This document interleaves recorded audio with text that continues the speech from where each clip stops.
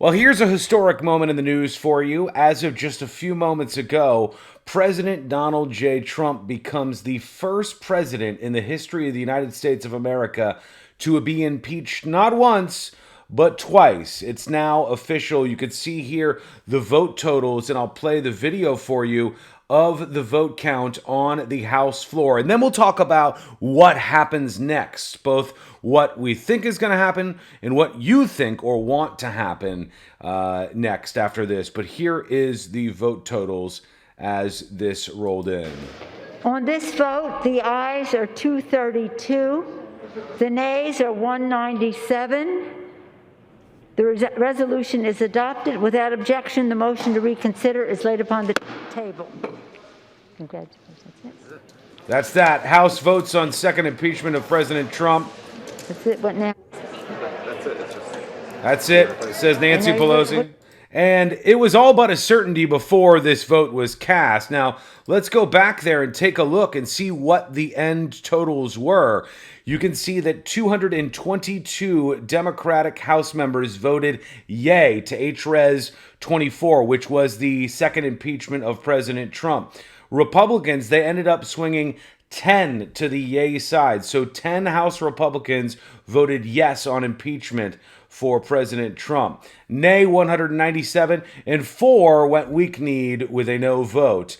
All of the Democratic votes were yay. Independent, nothing on the board. That brings us to 232 to 197 with 4 no votes. And that brings you to an agreement on the resolution, which means a second impeachment for President Trump. What does that mean? Well, a lot of people who don't know much about politics often think that impeachment means you are bounced out of office. This is not the case.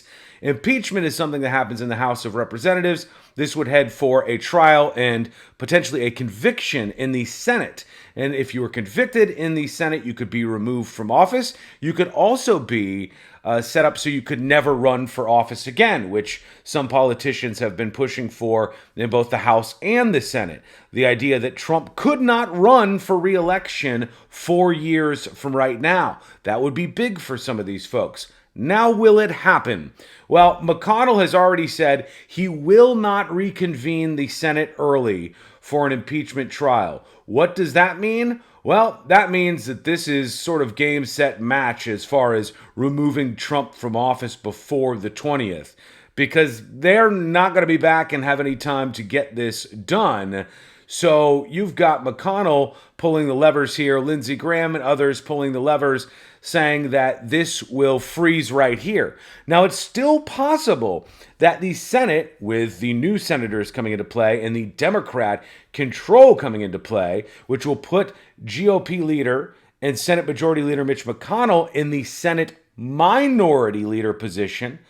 When that happens, and you have yourself a democratically controlled Senate, they can take up this even after Trump has left office. So the House has started the work, but it's not over yet. It could be brought up. There's even some suggestions that after Biden's first 100 days, we're going to get back into this, which seems like a terrible idea to me. If you want to get past Trump, you get past Trump. You don't wait 100 days into the Biden administration so Biden can move through his first 100 days and get things done and then revisit Trump.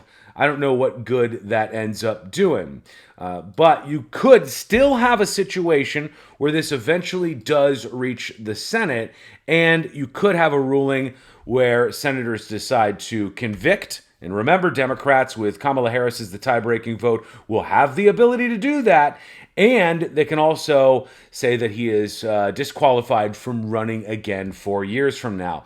That would free House Republicans, that would free Senate Republicans from having to worry about the wrath of Trump.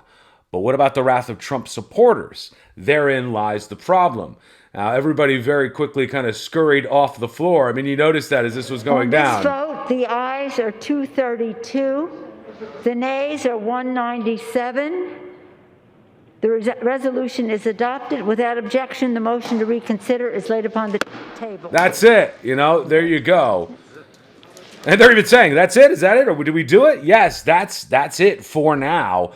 So, what happens next? Well, I think it likely does stall in the Senate. There's no movement there. I think it may stall there forever, or there could be a slow roll to keep this alive. Who knows what happens next? But without a doubt, history happened today. For the first time ever, a sitting president has been impeached not once but twice, and you're going to get blaring headlines absolutely everywhere with this. Impeached again is what they're running with on CNN.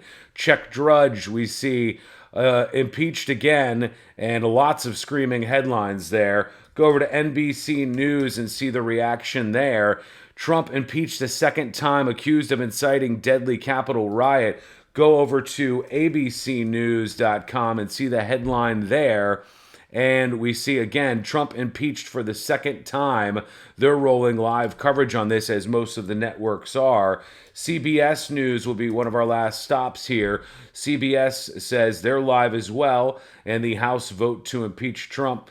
There you go. Live updates. House impeaches Trump for Capitol riot and historic rebuke. And then let's flip over to foxnews.com and see how Fox is handling this. House votes to make Trump the first U.S. president to be impeached twice. And there you have the votes. As we just went over them, they've got a 9 in the Republican yay column. I don't know if something switched over at the end or exactly what happened, but you saw it there on the CBS News count. There's the vote totals. It's through. What do you think happens next? Do you think this was something that's going to cause more division in our country? Do you think this is a good thing that's going to lead us further down the road? Do you think there's any chance the Senate takes this up? Let me know what you think. I know you will. You always do. And I appreciate you following the page.